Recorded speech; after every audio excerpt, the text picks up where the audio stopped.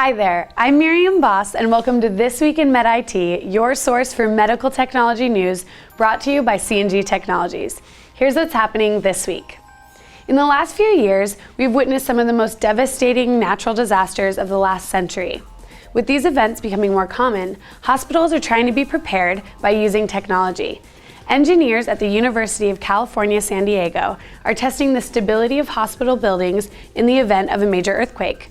Using 80-foot-tall models, these engineers are testing different building joints and structures for their stability in the event of a large quake. Other hospitals are also using technology to prepare for the worst. In Salt Lake City, Intermountain Healthcare has built a Center for Disaster Preparedness, which houses simulators for disaster situations. Though we all hope we won't be in a disaster, it's nice to know that our medical authorities are thinking ahead.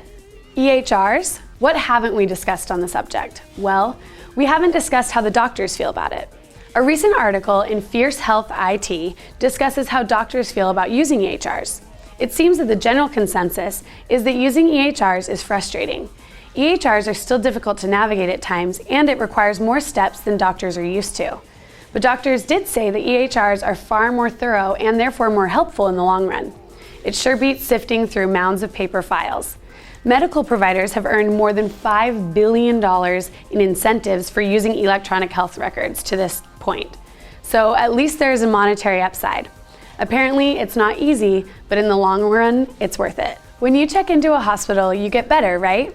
Well, according to the U.S. Department of Health and Human Services, data reveals that 1 in 20 inpatients will fight an infection associated with their hospital care. That leads to nearly 100,000 fatalities a year. Thankfully, a grant was given to Duke University by the Center for Disease Control to develop a disinfecting robot. That's right, a 5-foot automated disinfection robot named TRU-D. TRU-D stands for Total Room Ultraviolet Disinfection. Apparently, washing your hands isn't the problem here. Surfaces around a hospital are contaminated due to the very nature of the building, so contaminants are bound to exist. TRU-D helps limit those contaminants by using UV germicidal light to kill the environmental pathogens that cause infections in each room. TRU-D is currently being used at the Chesapeake Regional Hospital in Virginia, with much success thus far. That's everything this time on This Week in MedIT.